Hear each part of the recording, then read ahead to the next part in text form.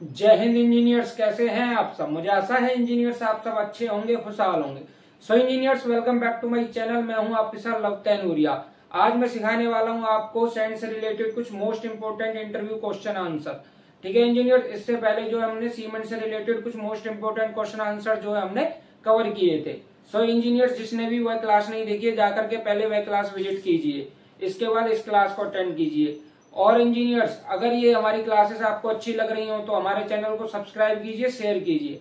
ठीक है engineers, let's start. चलते अपने व्हाइट बोर्ड की तरफ, जहां हमारा जो है पहला क्वेश्चन है, what is the size of fine sand. जो हमारी फाइन सैंड होती है इंजीनियर्स, फाइन सैंड का हमारा क्या साइज होता है। सो इंजीनियर्स, फाइन सैंड का हमारा साइज होता है आपका 0.075 mm से लेकर के 0.425 mm तक। ठीक है इंजीनियर्स, कितना होता है आपका 0.075 mm से लेकर के 0.425 mm तक साइज जो है हमारा किसमें आता है, फाइन सैंड में। इसके बाद नेक्स्ट बढ़ते हैं हम, what is the size of medium sand. यानी कि जो हमारा मीडियम सैंड होता है इंजीनियर्स, उसका क्या साइज होता है इंजीनियर्स, उसका साइज होता है हमारा 0.425 mm से लेकर के 2 mm तक। क्या होता है इंजीनियर्स, 0.425 mm से लेकर के 2 mm तक। इसके बाद नेक्स्ट वन आता है हमारा, what is the size of coarse sand. अभी हमने फाइन सैंड का आपको बता दिया 0.075 mm से लेकर के 0.425 mm तक। वही मीडियम सैंड की बात करें तो मीडियम सैंड का साइज होता है हमारा 0.425 mm से लेकर के 2 mm तक। इसके बाद नेक्स्ट वन आता है हमारा कोर्स सैंड। जो कोर्स सैंड का क्या साइज होता है इंजीनियर्स, कोर्स सैंड का साइज होता है हमारा 2 mm से लेकर के 4.75 mm तक। ठीक है इंजीनियर्स, क्या साइज होता है 2 mm से लेकर के 4.75 mm तक जो होता है वो हमारा कोर सैंड होता है। ठीक है इंजीनियर्स, इसके बाद नेक्स्ट क्वेश्चन है हमारा, what is the size of clay. हमने फाइन सैंड कवर कर लिया इंजीनियर्स, कोर सैंड कवर कर लिया, मीडियम सैंड कवर कर लिया। अब आगे हमारा क्ले।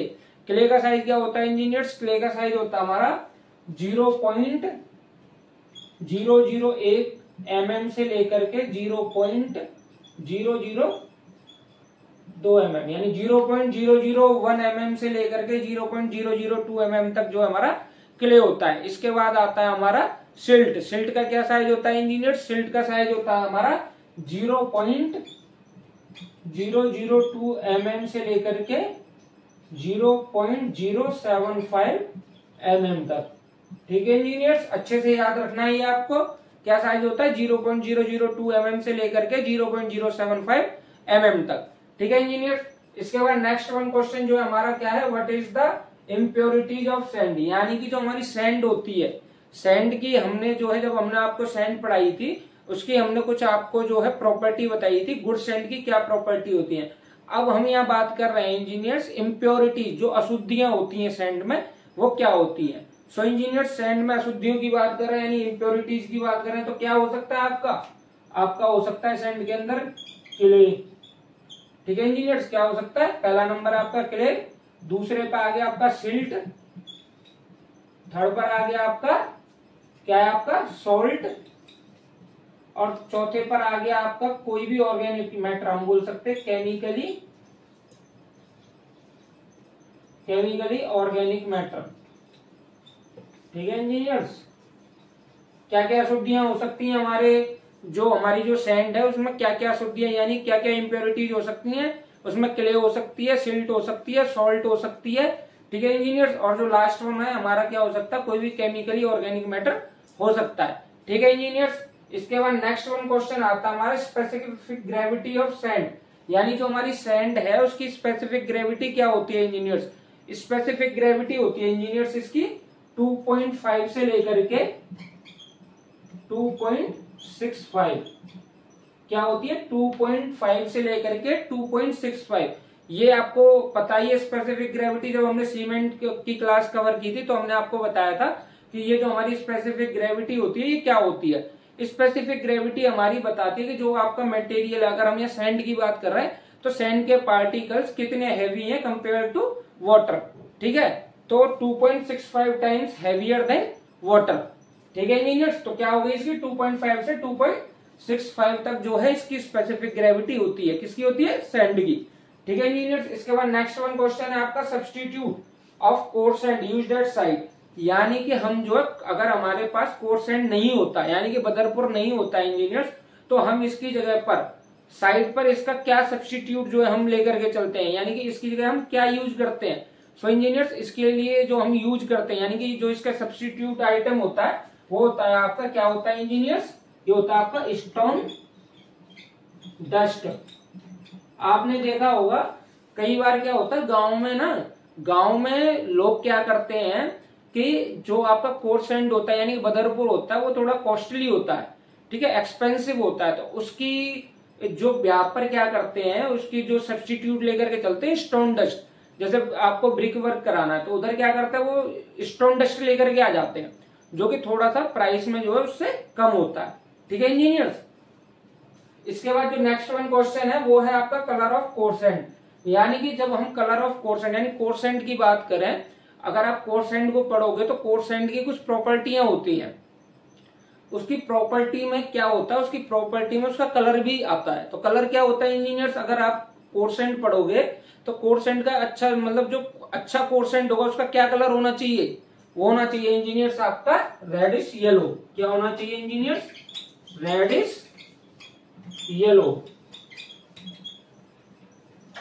ठीक है इंजीनियर्स, क्या होना चाहिए रेडिश येलो। अगर हम इसके बाद जो नेक्स्ट वन क्वेश्चन है, अगर हम फाइन सेंट की बात करते हैं यानी colour of fine sand, colour of fine sand यानी फाइन सेंट का क्या कलर होना चाहिए इंजीनियर्स, फाइन सेंट का जो कलर है वो कलर होना चाहिए हमारा ग्रेस, ठीक है, क्या होना चाहिए ग्रे,